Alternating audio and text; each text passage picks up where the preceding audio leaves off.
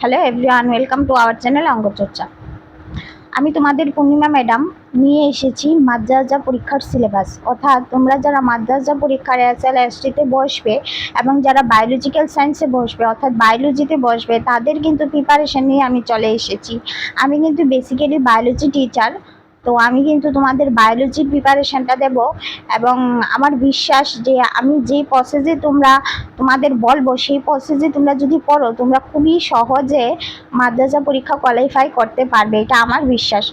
তো আজকে প্রথম যেহেতু আমি ক্লাস নিচ্ছি, তো প্রথম কিন্তু আমাদের জানতে হবে যে পরীক্ষার সিলেবাসটা কী।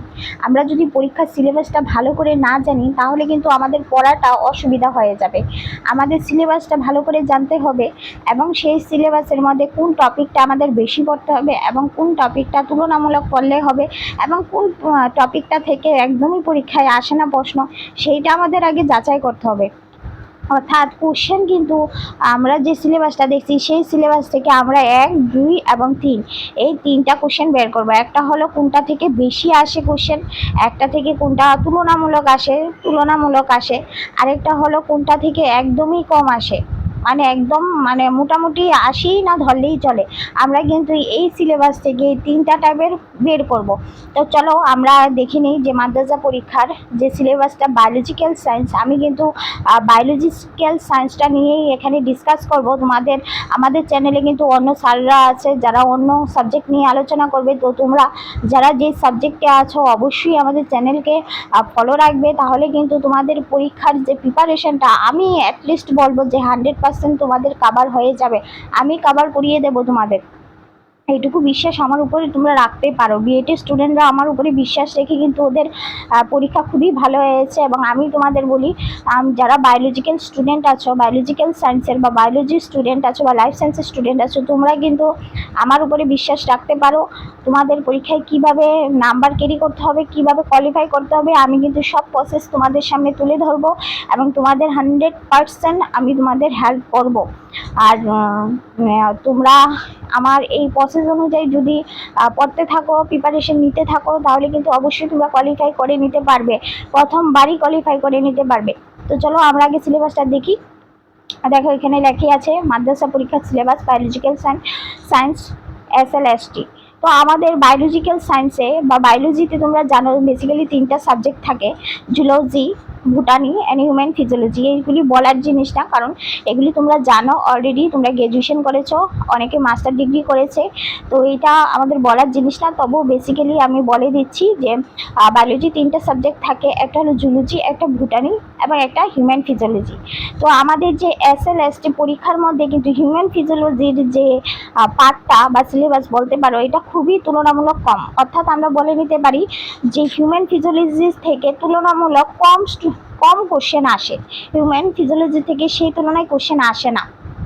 তো আমরা হিউম্যান ফিজিওলজিটা একটু কম পড়লেও হবে, কিন্তু বাকি যে ভুটানি এবং জুলজি এটা কিন্তু হিউজ পরিমাণে সিলেবাস এবং এইটার থেকেই বেশি বা কোশ্চেন আসে। 80% কোশ্চেন কিন্তু জুলজি এবং ভুটানি থেকে আসে, 80% কোশ্চেন। অর্থাৎ যারা তোমরা জুলজি এবং ভুটানিতে স্ট্রং আছো তোমাদের জন্য কিন্তু একটা বেনিফিট হয়ে যাচ্ছে। হিউম্যান ফিজিওলজিতে 20% আসে, হিউম্যান ফিজিওলজি সিলেবাসও কম এবং তুলনামূলক কম কোশ্চেন আছে। আমাদের মেইন টার্গেট থাকতে হবে জুলজি এবং ভুটানি, এই দুইটার মধ্যে যদি আমরা বেশি নাম্বার ক্যারি করতে পারি তাহলে কিন্তু আমাদের কোয়ালিফাই করার চান্স খুব বেড়ে যাবে। তো চলো দেন আমরা তারপর যাচ্ছি। দেখো আমরা এবার জুলজি সিলেবাসে চলে আসি। জুলজি সিলেবাসে প্রথমে আছে ইনভার্টিব্রেটসের মধ্যে দেখো আছে classification of major phyla up to subclass with example. অর্থাৎ আমরা যে ফাইলা থেকে একদম সাব ক্লাস পর্যন্ত সবগুলি পড়তে হবে, কিন্তু এক্সাম্পল সহকারে এখানে কিন্তু দিয়ে দিয়েছে, এক্সাম্পল সহকারে কিন্তু আমাদের পড়তে হবে। Structure and function of flagella, cilia, parapodia, অর্থাৎ বাকি যে সবগুলি আছে তোমরা জানো নামগুলি, যে সবগুলি আমি এত ডিসকাস যদি করে নিই, এতবার বলে নিই, তাহলে ভিডিওটা অনেক বড় হয়ে যাবে। তো চলো আমরা তারপর যাই কোয়াডাটার মধ্যে দেখো রেপটাইলস, অ্যামফিবিয়াম, মেমেলস, 3টা আছে কিন্তু কোয়াডাটার মধ্যে, মেমেলস, অ্যামফিবিয়া এবং রেপটাইলস। এই 3টা আমাদের কিন্তু ভালো করে পড়তে হবে এবং এই 3টার মধ্যে কি প্রসেস আছে কি সব কিছু কিন্তু আমাদের ভালো করে জানতে হবে কোয়াডাটার মধ্যে।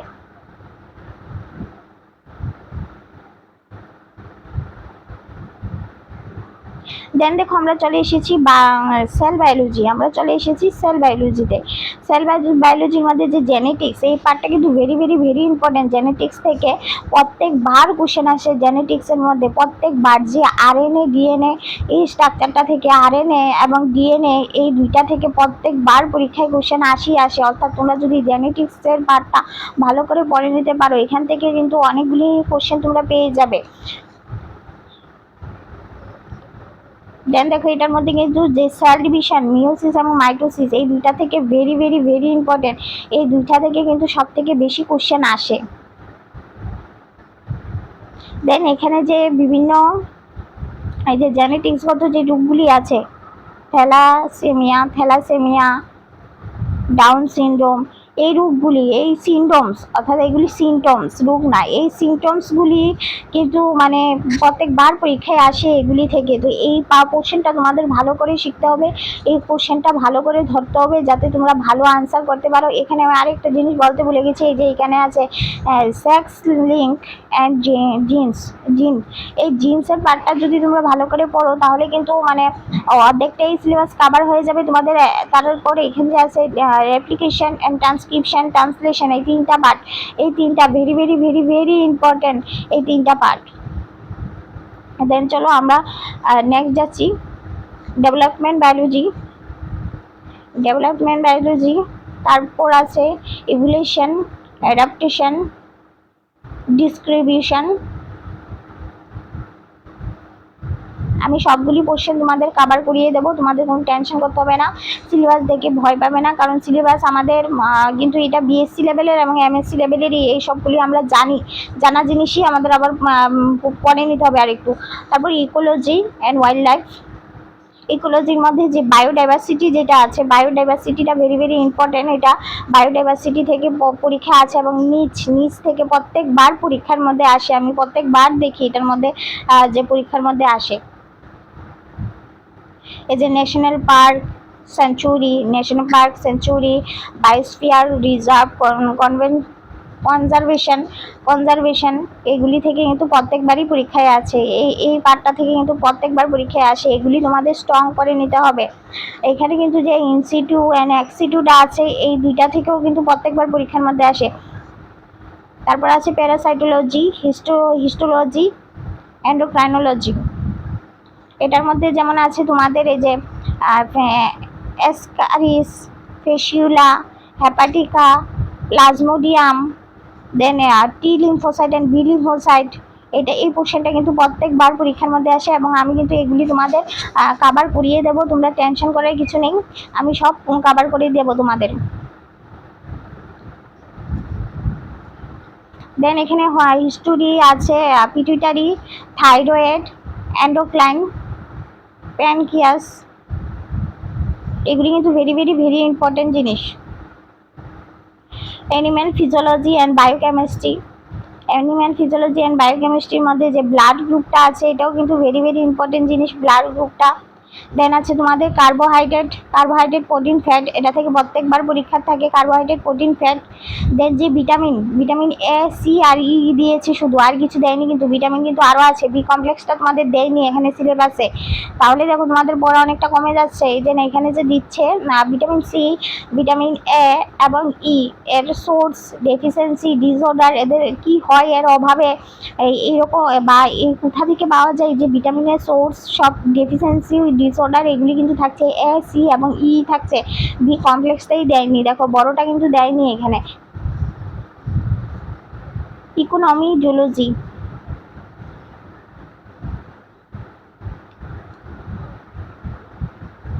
দেন দেখো আমরা চলে এসেছি বোটানির মধ্যে দেখো জেনারেল বোটানি, ফার্স্ট আছে জেনারেল বোটানি, দেন আছে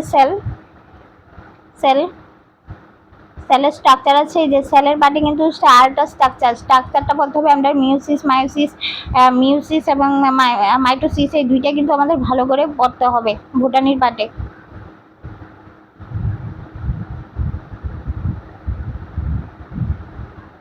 দেন দেখো প্ল্যান্ট অ্যানাটমি,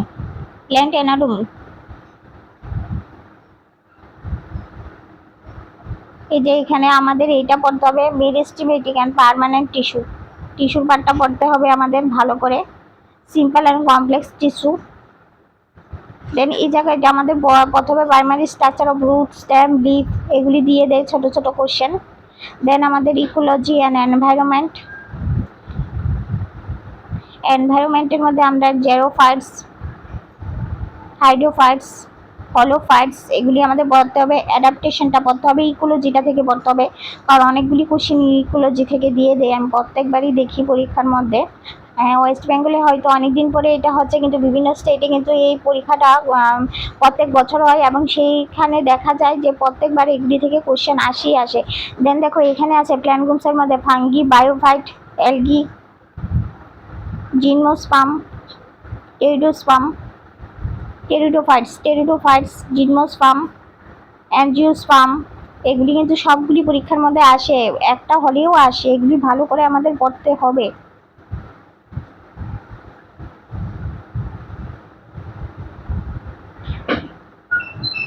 দেন দেখো প্ল্যান্ট প্যাথোলজিও আমাদের পড়তে হবে। মরফোলজি আছে। দেন এখানে মরফোলজি, দেখো মরফোলজি এই পেজটা আরেকবার চলে এসেছে। দেন দেখো ট্যাক্সোনমি পার্টে আমাদের পড়তে হবে বায়োনমিক্যাল, নোমাড নেচার, বায়োনমিক্যাল দিয়েছে এখানে, বায়োনমিক্যাল দিয়েছে। দেখো ফ্যামিলিগুলির নাম দিয়ে দিয়েছে। সিলেবাসটা আমার কাছে খুবই ভালো লাগলো, কারণ অন্য স্টেটে কিন্তু নাম দিয়ে দেয় না, এখানে নামগুলি দিয়ে দিয়েছে কোন কোন ফ্যামিলির আমাদের পড়তে হবে। লিগুমিনেসি, সোলানেসি, রুবিয়েসি আর হলো জার্মিনেসি। এই একটা দুইটা তিনটা চারটা মাত্র দিয়েছে ফ্যামিলি। ফ্যামিলিগুলি আমাদের কিন্তু খুবই ভালো করে পড়তে হবে, কারণ ফ্যামিলিগুলি থেকে প্রত্যেকবার পরীক্ষার মধ্যে আসে। কোনো একটা প্ল্যান্টের নাম জিজ্ঞাসা করে বলে এটা কোন ফ্যামিলির গাছ, বা এই ফ্যামিলির গাছে কি হয়, এর বৈশিষ্ট্য কি, এরকম জিজ্ঞাসা করে। কিন্তু প্ল্যান্ট ফিজিওলজির মধ্যে আমাদের এটিপি সিনথেসিসটা, গ্লাইকোসিস, ক্যাপ সাইকেল, তারপর ক্যালভিন সাইকেল এগুলি কিন্তু আমাদের পড়তে হবে। ফসফোরাইজেশন, তারপরে হলো পিগমেন্টসগুলি যে থাকে, কি কি পিগমেন্টস থাকে সেগুলি আমাদের ভালো করে পড়তে হবে। আমি এগুলি সবগুলি তোমাদের কমপ্লিট করিয়ে দেবো, তোমাদের টেনশন করতে হবে না, সিলেবাস দেখে ভয় পাবে না। এটা কিন্তু সেম আমাদের বিএসসি এবং এমএসসিরই সিলেবাস। ক্রসিং ওভার আছে এখানে, ডারউইনবাদ এবং ডারউইনিজম অ্যান্ড নিউ ডারউইনিজম দিয়ে দিয়েছে। এটা কিন্তু ভেরি ভেরি ইম্পর্টেন্ট। আর লিঙ্কেজ অ্যান্ড ক্রসিং ওভার এটাও ভেরি ভেরি ইম্পর্টেন্ট, আমরা এটা পড়বো কিন্তু linkage and crossing over. Then Darwinism, new Darwinism এগুলি পড়বো। দেন চলে এসেছি আমরা মাইক্রোবায়োলজির মধ্যে যে টিবিটা সেটা আমরা পড়বো। দেন এখানে আছে নাইট্রোজেন ফিক্সেশন সাইকেলটা, সেটা আমরা পড়বো কিন্তু নাইট্রোজেনের যে সাইকেলটা, কিভাবে ব্যাকটেরিয়া দেহে নাইট্রোজেন হয়, ফিক্সেশন হয় সেটা। দেন দেখো হিউম্যান ফিজিওলজি, আমি কিন্তু বারবার বলেছি যে হিউম্যান ফিজিওলজির মধ্যে সেই তুলনায় খুব কম চ্যাপ্টার আছে এবং তুলনামূলক কমই আসে এখানে। তো আমরা এখান থেকে যে ভেরি ভেরি ইম্পর্টেন্ট যে চ্যাপ্টারটা, এটা হলো 2 নাম্বারটা, যেটার মধ্যে দেখো এখানে এনজাইম আছে, কো এনজাইম আছে, আইসো এনজাইম আছে, ফ্যাক্টর ইনফ্লুয়েঞ্জিং এনজাইম। এই পার্টটা আমাদের ভালো করে পড়তে হবে। দেন এখানে আছে অসমোসিস, ডায়ালাইসিস, আল্ট্রা ফিক্সেশন এগুলি আমাদের ভালো করে পড়তে হবে। দেন আমাদের নিউট্রিশনটা ভালো করে পড়তে হবে, পিসিএম, এসজিইউ, ভিটামিনস এগুলি আমাদের পড়তে হবে। দেন এখানে মিনারেলস আছে, মিনারেলসের মধ্যে বিএমআরগুলি পড়তে হবে। বিএমআর কি, আর যে বিএমআরটা এসডিএ সেটা আমাদের ভালো করে পড়তে হবে। তো আমাদের কিন্তু কমপ্লিট সিলেবাস আমি তোমাদের বলে দিলাম কোন জায়গাটা বেশি করে পড়তে হবে, কোন জায়গাটা তুলনামূলক একটু কম পড়লেও হয়ে যাবে, এবং কোন সাবজেক্টের উপরে বেশি জোর দিতে হবে। বেশি কিন্তু জুলজি এবং বোটানির উপরে জোর দিতে হবে, হিউম্যান ফিজিওলজিতে সেই তুলনামূলক কিছু নেই। আর যাওয়া আছে এটা কমন জিনিস, তোমরা এগুলি পারবে আশা করি।